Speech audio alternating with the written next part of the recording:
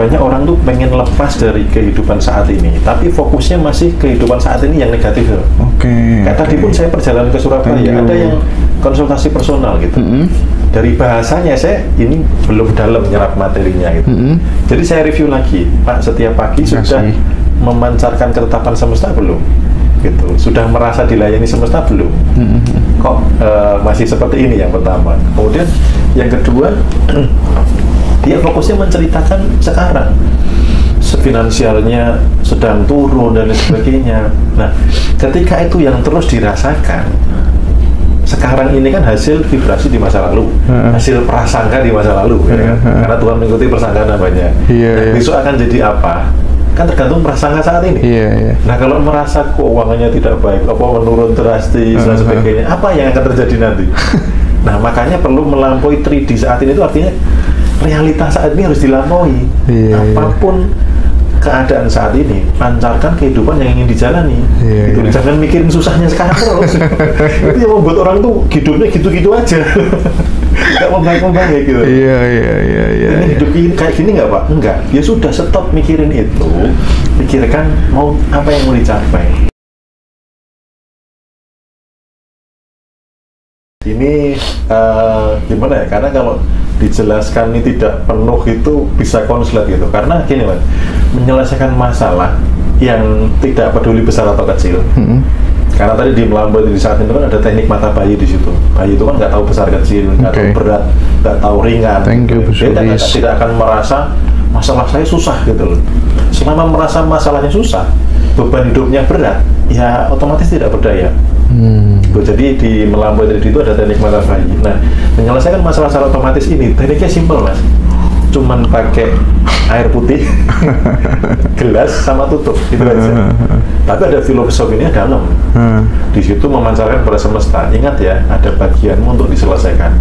Aku sudah melakukan bagianku. Bagianmu ya.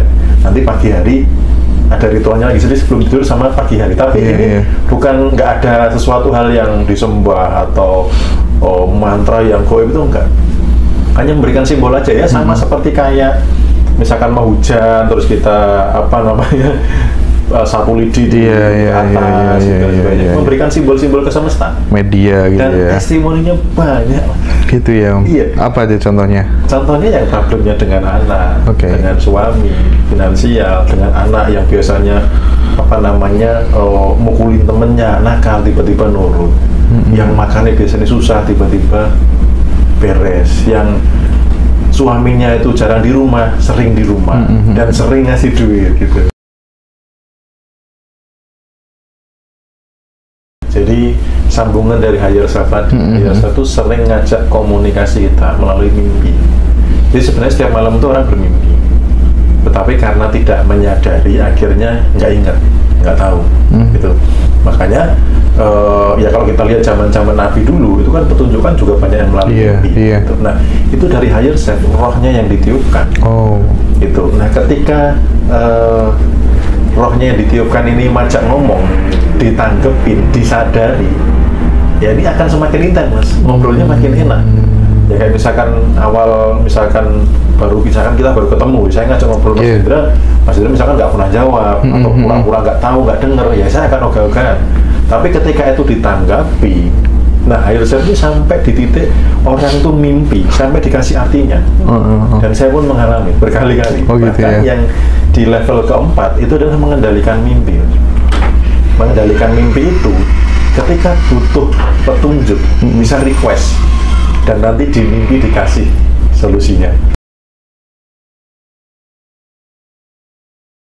Mengulang pola sukses. Nah, di sini juga sebagai jawaban, seseorang akhirnya bisa menemukan teknik terbaik versi dirinya. Versi dirinya. Teknik terbaik di dunia versi dirinya. Karena tanpa bermaksud mendiskreditkan konsep dan teori orang lain ya. Ya, betul. Itu ada alumni kelas offline itu ketika gathering di Jakarta baru cerita bahwa dia itu sudah ikut kelasnya Anthony Robbins.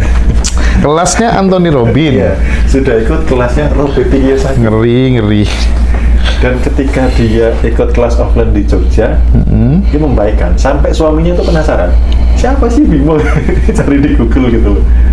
gitu. Karena kamu biasanya ikut kelas nggak se-excited ini gitu loh. Terus kemudian yang suaminya tuh pengen ketemu saya untuk berterima kasih. Iya. Karena semakin mesra sekarang gitu loh.